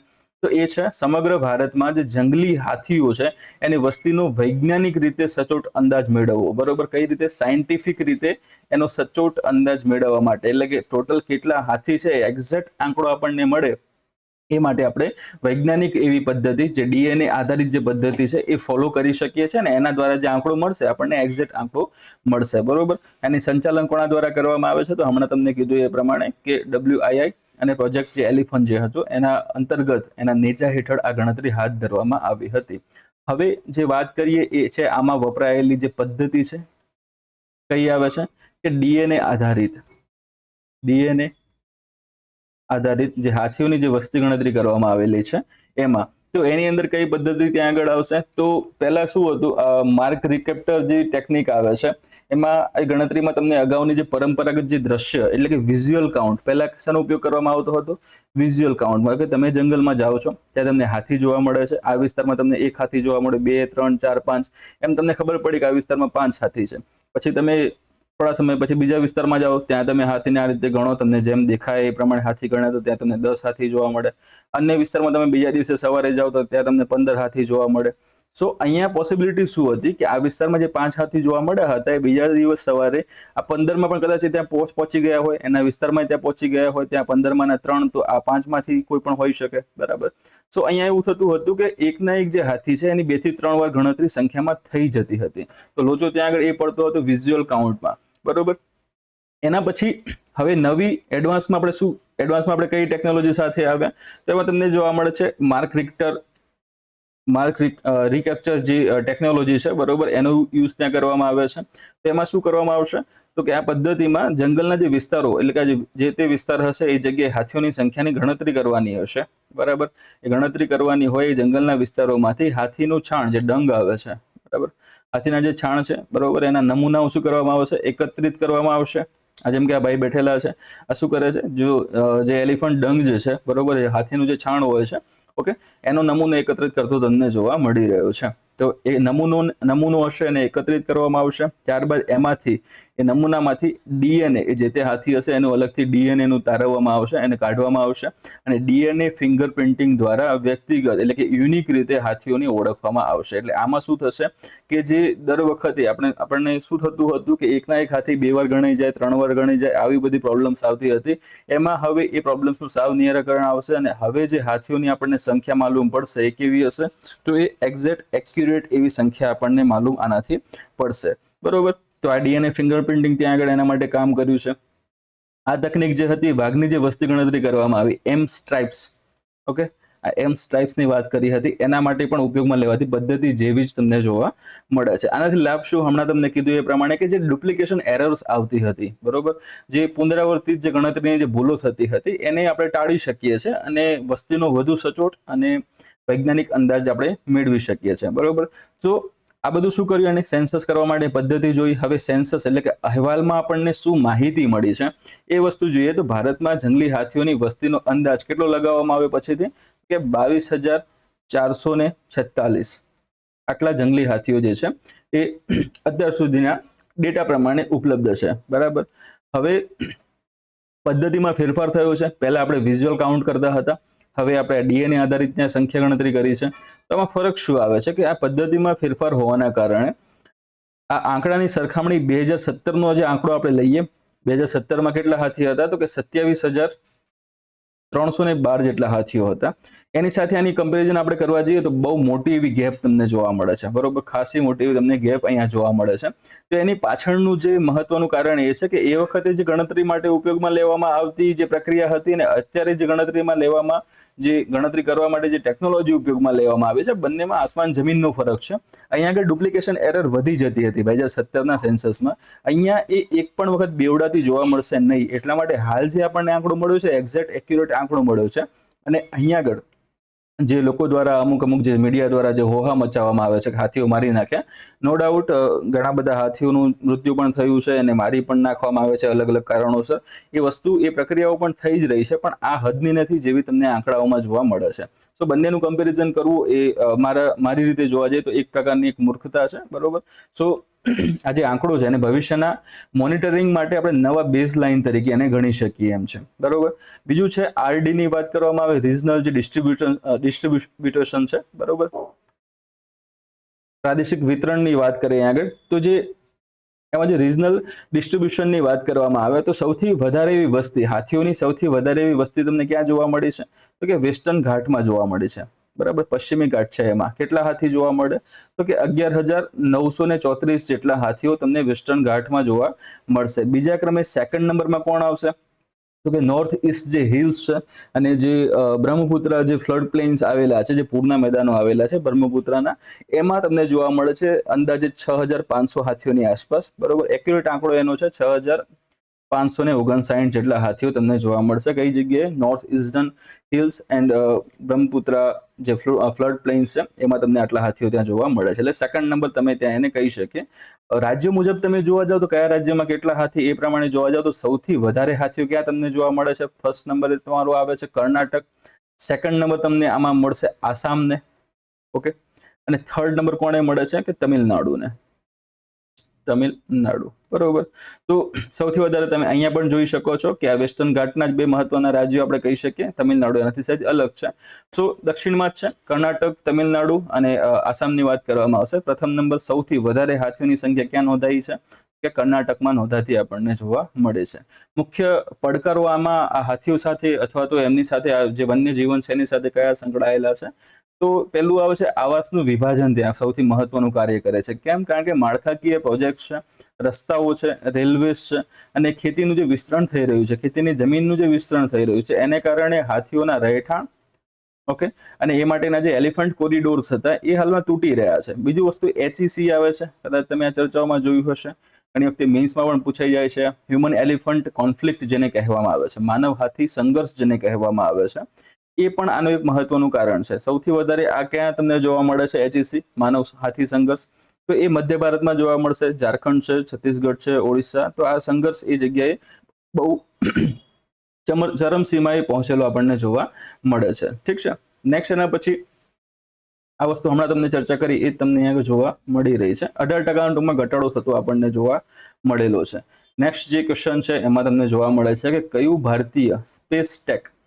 ભારતીય સ્પેસ ટેક સ્ટાર્ટઅપ 2026ના પ્રથમ ક્વાર્ટરમાં વિશ્વનું પ્રથમ મલ્ટી સેન્સર અર્થ ઓબ્ઝર્વેશન એટલે કે અર્થ ઓબ્ઝર્વેશન સેટેલાઇટ મિશન દ્રષ્ટિ લોન્ચ કરવા માટે તૈયાર છે? 4 ઓપ્શન છે.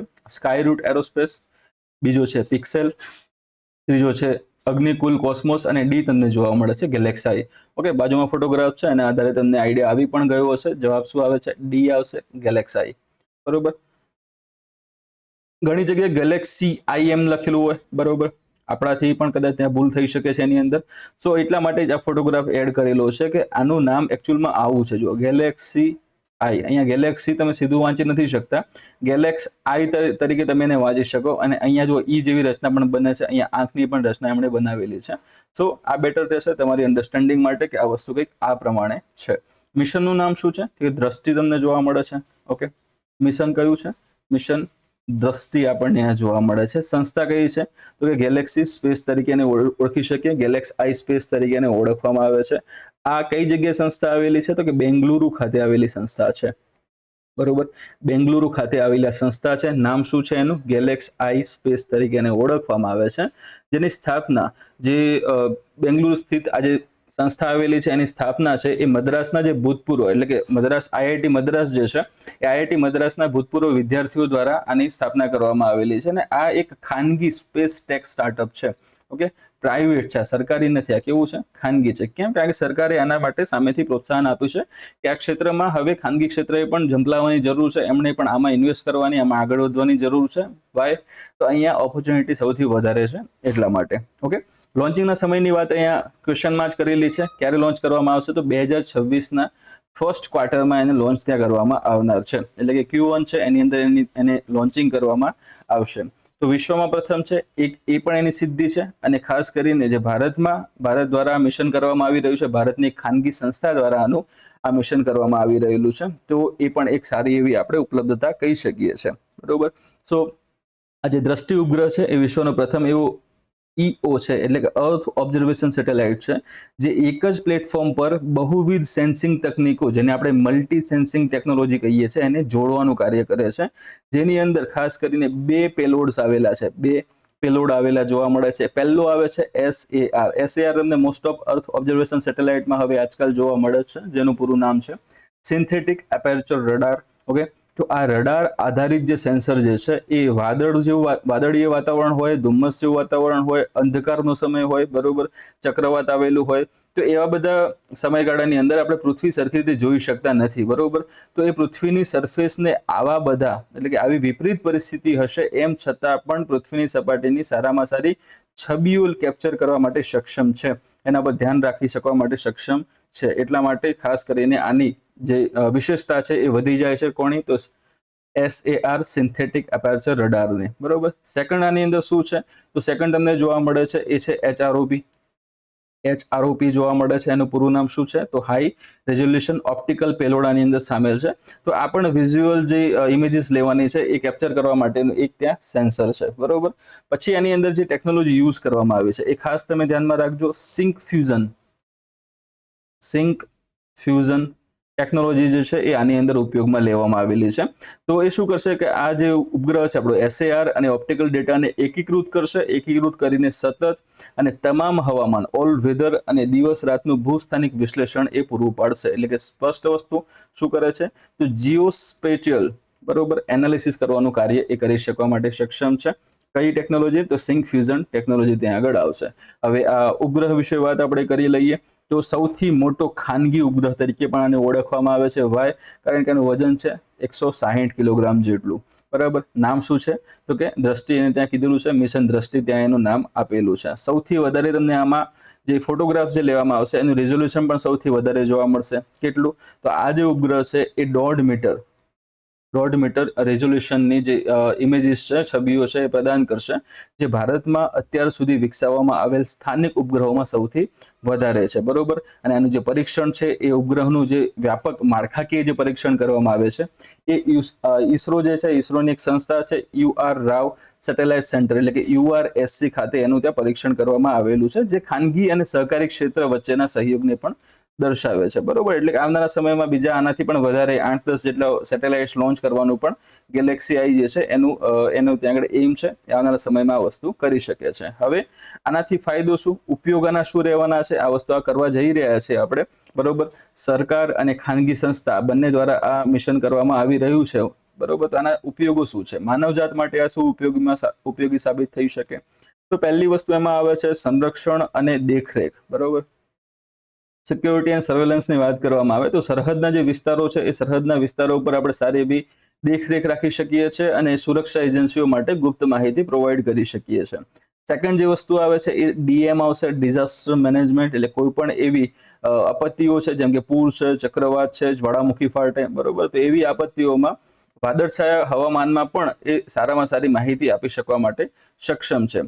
એના સિવાય તમે જોવા જાઓ તો અલગ અલગ જે માળખાગત અથવા તો તમે એમ કહી શકો અલગ અલગ જે આપણા ઇન્ફ્રાસ્ટ્રક્ચર છે એની સાથે સંકળાયેલી જે વસ્તુઓ જેમ કે પુલ છે, બ્રિજની આપણે વાત કરીએ, પાઇપલાઇનની વાત કરીએ, અન્ય જે માળખાઓ છે તો એનું રિયલ ટાઈમ મોનિટરિંગ કરવા માટે પણ આપણે સક્ષમ બનીએ છીએ આના દ્વારા. અને જે લાસ્ટમાં સૌથી મહત્વનો એવો ભાગ એવી આપણી ખેતી, ઓકે, પાકની સ્થિતિનું મૂલ્યાંકન કરી શકશે અને ચોક્કસ એટલે કે પ્રિસિઝન જે એગ્રીકલ્ચરનો જે કોન્સેપ્ટ છે એમાં પણ એ સપોર્ટ કરી શકે છે. અને લાસ્ટમાં એના સિવાય બીજું એક્સ્ટ્રા આપણે કહી શકીએ તો કે હા, નાણાકીય અને વીમાનું વિશ્લેષણ એટલે કે જે જોખમ મૂલ્યાંકન જે કરવામાં આવે છે, જે દાવાઓ કરવામાં આવે છે એ ઘણી વખતોમાં ખોટા આધાર ઉપર દાવા કરવામાં આવે છે.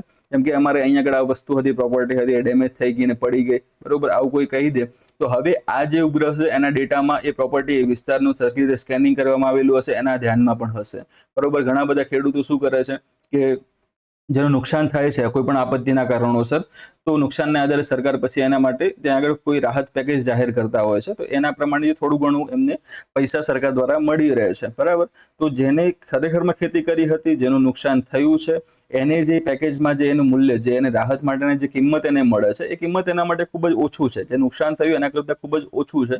જે વધારે મળવું જોઈએ એ વસ્તુ વ્યાજબી છે, પરંતુ એમાં એવા ઘણા બધા ખેડૂતો હોય છે કે જેમણે જે તે પાકની ત્યાં ખેતી કરી જ નથી, તેમ છતાં પણ એ નુકસાનની જે સહાય મળતી હોય છે એ લેવા માટે ફોર્મ એપ્લાય કરે છે અને પછી એ માટેના પૈસા એ મેળવે છે, બરોબર.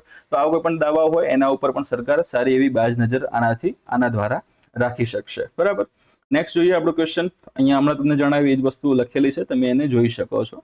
નેક્સ્ટ છે વિશાખાપટ્ટનમ ખાતે સમુદ્ર શક્તિ 2025 નૌકાદળ કવાયતની 5મી આવૃત્તિમાં ભારત સાથે કયો દેશ ભાગ લઈ રહ્યો છે?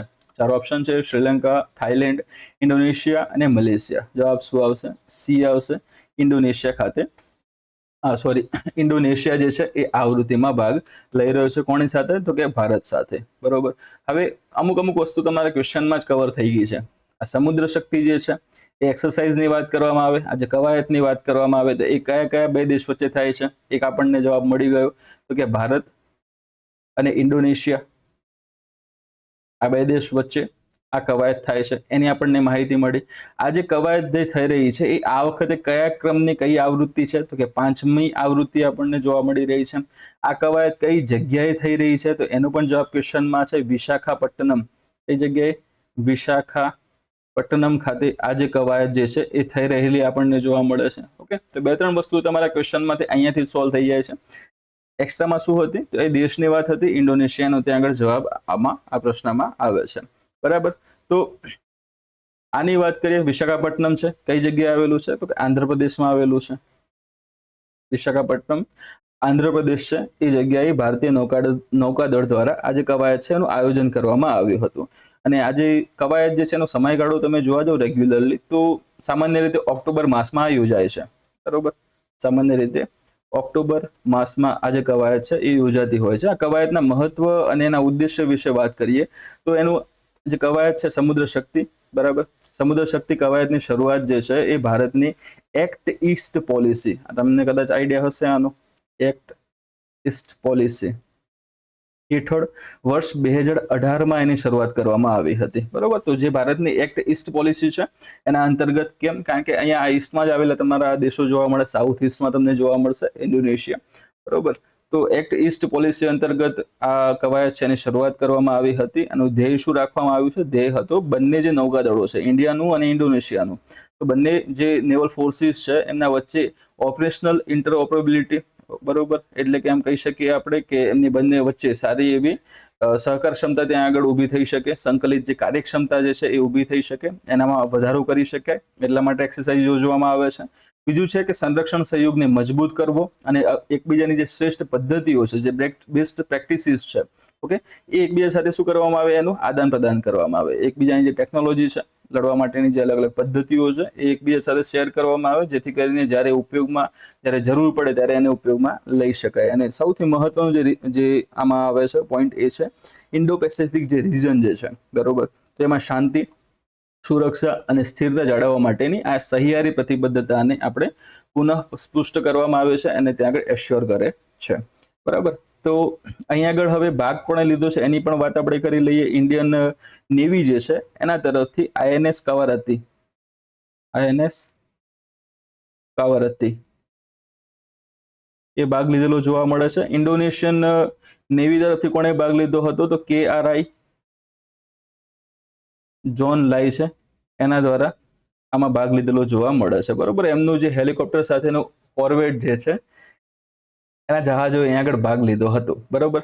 તબક્કાઓ એના બે અલગ અલગ હતા કે પેલો જે હાર્બર ફેઝ આવે છે એ હાર્બર ફેઝ જે છે વિશાખાપટ્ટનમ ખાતે ક્રોસ ડેક મુલાકાતો યોજવામાં આવી, સંયુક્ત યોગ સત્રો રાખવામાં આવ્યા હતા. બરોબર. અને સેકન્ડ જે આવે છે C phase, A C phase પણ ત્યાં પછી એને પૂર્ણ કરવામાં આવ્યો હતો. બરોબર. નેક્સ્ટમાં તમે અહીંયા જોઈ શકો છો એના વિશેની બધી એક્સ્ટ્રા માહિતી આપણી આ સ્લાઇડમાં ત્યાં આગળ આપેલી છે, તમે ત્યાંથી એને ત્યાં વાંચી શકો છો. ટૂંકમાં ખાસ તમારે ધ્યાનમાં અહીંયા શું રાખવાનું રહેશે? ખાસ તમારે ધ્યાનમાં રાખવાનું છે એક્સરસાઇઝનું નામ, કયા બે દેશ વચ્ચે થાય છે, કયા ક્રમની આવૃત્તિ છે અને કયા સ્થાને એનું આયોજન કરવામાં આવેલું છે. બાકી જે એનું જે એઇમ હોય છે, ધ્યેય હોય છે, મોસ્ટ ઓફ સેમ હોય છે. બરોબર. આનાથી વધારે ડીપમાં જો GPSC ને કે કોઈ પણ એક્ઝામ બોડીને જવું હોય તો એ શું પૂછી શકે કે આની અંદર કયા કયા જહાજોએ ભાગ લીધો હતો, નામ શું છે એનું, બરોબર, અને સામેના પક્ષે એટલે કે સામે પક્ષે જે દેશ હતો એમાંથી કોણે આમાં ભાગ લીધો હતો, તો એ પ્રશ્ન ત્યાં આગળ પૂછાઈ શકે. હવે સમય છે આજના ન્યૂઝ ઇન શોર્ટનો, જે લાસ્ટમાં આપણે જોઈએ છે. ફર્સ્ટ ક્વેશ્ચન છે રાષ્ટ્રીય ગ્રીન હાઇડ્રોજન મિશન હેઠળ કેટલા મુખ્ય ભારતીય બંદરોને ગ્રીન હાઇડ્રોજન હબ તરીકેની માન્યતા આપવામાં આવી? બરોબર.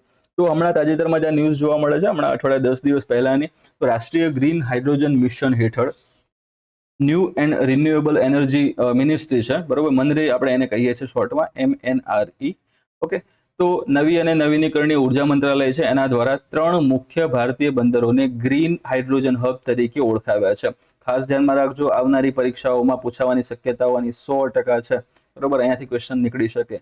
આમાં ગુજરાતમાં દીનદયાળ પોર્ટ ઓથોરિટી, એટલે ગુજરાતનું કયું છે? દીનદયાળ પોર્ટ ઓથોરિટી આવે છે આપણું કંડલાવાળું. ઓકે. એના પછી તમિલનાડુમાં વિયોચિદમ્બર પોર્ટ છે, પોર્ટ ઓથોરિટી છે, અને ઓડિશામાં પારાદીપ પોર્ટ ઓથોરિટી. આ 3 જે છે પોર્ટ એને ગ્રીન હાઇડ્રોજન હબ તરીકે માન્યતા આપવામાં આવેલી છે. નેક્સ્ટ ક્વેશ્ચન છે કોરલ આનુવંશિક વિવિધતાને જાળવવા માટે કયા દેશે દક્ષિણ પૂર્વ એશિયાની પ્રથમ કોરલ લાર્વા ક્રાયોબેંક શરૂ કરી છે? જવાબ શું આવશે? ફિલિપાઇન્સ આવશે.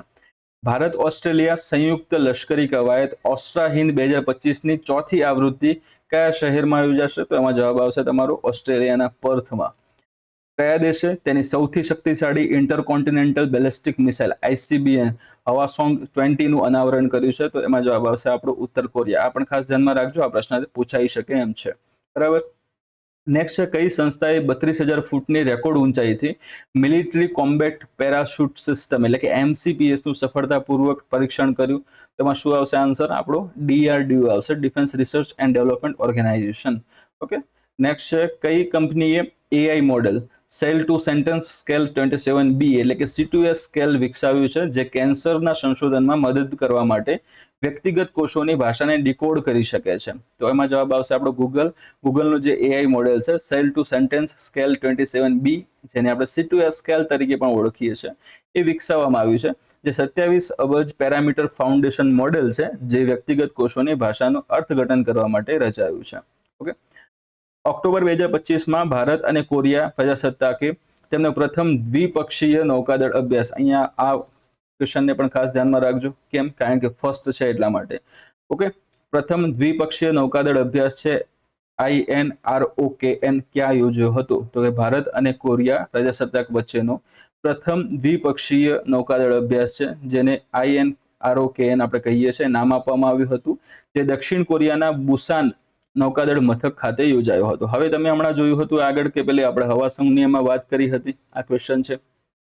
ઓકે. તો અહીંયા જવાબ શું આવતો હતો? ઉત્તર કોરિયા આવતો હતો. અને આપણે આ એક્સરસાઇઝ, આ કવાયત જે આપણે કરી રહ્યા છે, નેવલ એક્સરસાઇઝ જે કરી રહ્યા છે, એ કોની સાથે કરી રહ્યા છે? તો એ દક્ષિણ કોરિયા છે. ઓકે.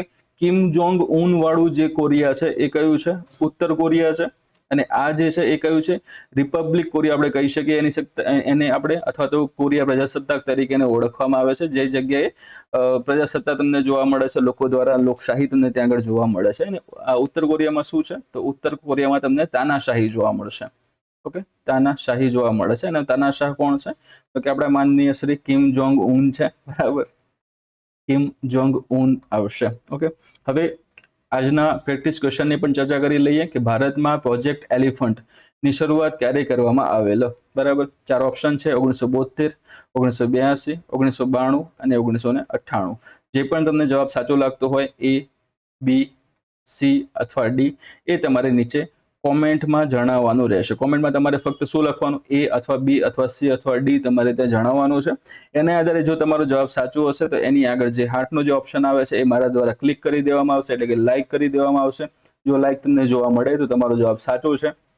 ઓકે, અને જો 24 કલાકમાં તમારા જવાબની સામે કોઈ પણ આવી નિશાની જોવા મળતી નથી તો એનો મતલબ એ છે કે તમારો જવાબ ખોટો છે. તમારે આ પોઈન્ટ, આ જે ટોપિક છે એને એકવાર ફરીથી વાંચવાની જરૂર છે. તમને એનાથી સારો એવો આઈડિયા મળી રહેશે, જેથી કરીને આવનારી પરીક્ષામાં કદાચ અહીંયાથી ક્વેશ્ચન આવે છે તો એ તમારો ખોટો ન પડે. બરોબર, વિડીયો જો ગમ્યો હોય તો ખાસ કરીને લાઇક કરી દેજો. કોમેન્ટમાં તમારો જવાબ છે એ જણાવવાનું ભૂલતા નહીં. અને જો હજુ સુધી તમે જો અમારી આ યુટ્યુબ ચેનલ છે એને સબસ્ક્રાઇબ નથી કરી તો સબસ્ક્રાઇબ કરીને પાસે રહેલો બેલ આઇકોન જે છે એને પ્રેસ કરી દેજો, જેથી કરીને આવનારા સમયમાં જે પણ આપણા કરંટ અફેર્સના અથવા અન્ય કોઈ પણ સેશન યોજાય તો એની માહિતી તમને મળતી રહે અને નોટિફિકેશન તમને રેગ્યુલર મળતી રહે. બરોબર, એ સાથે જ આ જે લેક્ચર છે એની તમારે PDF મેળવવી હોય તો PDF મેળવવા માટે તમે અમારી જે ટેલિગ્રામ ચેનલ છે, ઓકે, HKGPSC કરીને, એ જગ્યાએ તમે જોડાઈ શકો છો. સિમ્પલી તમારે ટેલિગ્રામ પર જવાનું છે. ટેલિગ્રામ પર જઈને તમારે HKGPSC સર્ચ કરશો એટલે આ પ્રમાણેના લોગોવાળી આપણી ચેનલ જોવા મળશે. એ તમારે જોઈન કરી લેવાની રહેશે.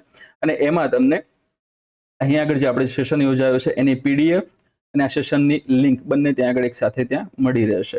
ઓકે, યુટ્યુબ પર ખાસ સબસ્ક્રાઇબ કરી લેજો. અને એ સિવાય અમારી HKGPSC અને HK એટલે કે મારી બંનેની આઈડી આપણા ઇન્સ્ટાગ્રામ પર ઉપલબ્ધ છે.